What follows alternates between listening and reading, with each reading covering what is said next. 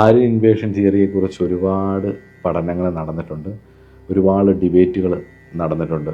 തുടക്കം എന്ന് പറയുന്നത്, ആര്യൻ ഇൻവേഷൻ തിയറിയുടെ ഒരു തുടക്കം എന്ന് പറയുന്നത് ഓറിയൻ്റൽ സ്റ്റഡീസിൻ്റെ ഭാഗമായിട്ട് ബ്രിട്ടീഷുകാരനായിട്ടുള്ള വില്യം ജെയിംസ് നടത്തിയ പഠനങ്ങളും അദ്ദേഹം ലാംഗ്വേജുമായിട്ട് ബന്ധപ്പെടുത്തിയിട്ടാണ് പഠനങ്ങൾ നടത്തിയിട്ടുള്ളത്. ഇൻഡോ യൂറോപ്യൻ ലാംഗ്വേജിൽ, അതായത് യൂറോപ്യൻ ലാംഗ്വേജിലും ഇന്ത്യൻ ലാംഗ്വേജിലും ഒക്കെ ആയിട്ട് പലപ്പോഴും പല വേർഡുകളും അങ്ങോട്ടും ഇങ്ങോട്ടും സാമ്യമുള്ളതായിട്ട് കാണുന്നുണ്ട് എന്നുള്ള രീതിയിലുള്ള ഒരു പഠനം നടന്നിരുന്നു.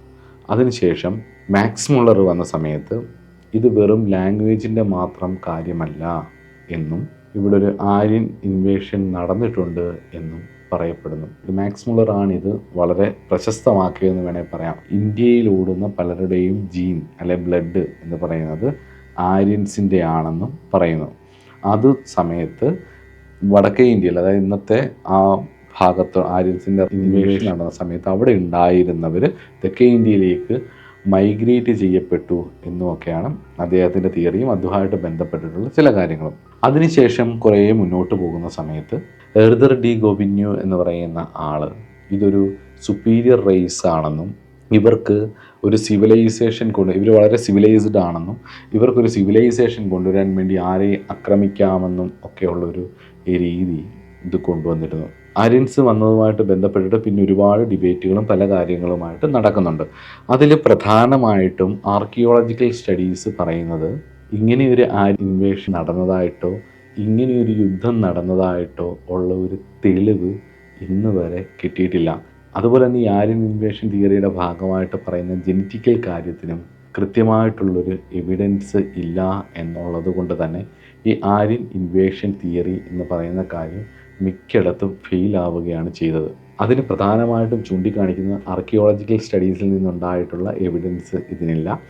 രണ്ടാമത് ജെനറ്റിക്കലായിട്ട് പറയുന്ന കാര്യങ്ങൾക്കും ഈ പറയുന്ന ഇവരുടെ വാദവും വിജയിക്കുന്നില്ല എന്നുള്ളതാണ്. അതിനും തീർത്തും എവിഡൻസ് ഇല്ല. അതോടൊപ്പം ഇതിൻ്റെ മറ്റൊരു വാദം എന്ന് പറയുന്നത് ഇൻഡസ് വാലി സിവിലൈസേഷൻ്റെ ഭാഗമായിട്ട് വന്നിട്ടുള്ള ഇവരാണ് ഈ വേദങ്ങളെയും അതുപോലുള്ള കാര്യങ്ങളെയും കൊണ്ടുവന്നത് എന്നത് മാക്സ് മുള്ളർ അടക്കമുള്ളവർ പറയുന്നു.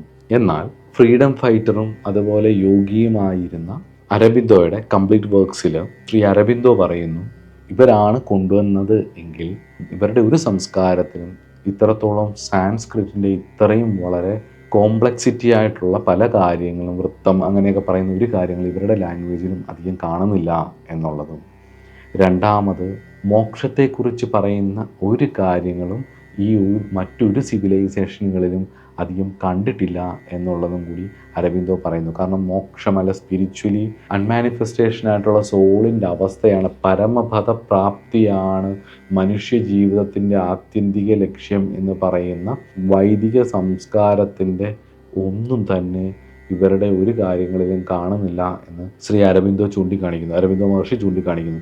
അതോടൊപ്പം തന്നെ സ്വാമി വിവേകാനന്ദ സ്വാമിയുടെ കംപ്ലീറ്റ് വർക്ക്സിൽ ഒരു പോയിന്റിൽ അദ്ദേഹം പറയുന്നൊരു കാര്യവും ഇത് തന്നെയാണ്. ഇന്ത്യൻ ഗ്രന്ഥങ്ങളിൽ ഒന്നും തന്നെ ഇങ്ങനെ ഒരു ഇൻവേഷൻ നടന്നതായിട്ടോ ഇങ്ങനെയൊരു ഇത് വന്നതായിട്ടോ പറയുന്നില്ല എന്നുള്ളതാണ്. പണ്ട് വടക്കുണ്ടായിരുന്നവരെല്ലാം തെക്കോട്ട് ചേക്കേറിയതാണെന്ന് പറയുമ്പം ചോളപാണ്ഡ്യ കാലഘട്ടത്തിന് മുമ്പുണ്ടായിരുന്ന തമിഴ് സംഘകൃതികളിൽ ഒന്നും തന്നെ ഈ പറഞ്ഞ ഇൻവേഷനെ കുറിച്ച് പറയുന്നില്ല എന്നുള്ളതും, അതോടൊപ്പം തന്നെ ഏറ്റവും പ്രധാനപ്പെട്ട ഒരു കാര്യം എന്ന് പറയുന്നത് തമിഴ് സംഘകൃതികളിൽ പലയിടത്തും വേദത്തിനെ പുകഴ്ത്തി തന്നെയാണ് പറയുന്നത് എന്നുള്ളതും ഓർമ്മ വെക്കേണ്ടതാണ്. കാലക്രമേണ ഈ പഠനങ്ങൾ മുന്നോട്ട് പോയപ്പം ഈ ആര്യൻ ഇൻവേഷൻ തിയറി എന്നുള്ളത് മാറി.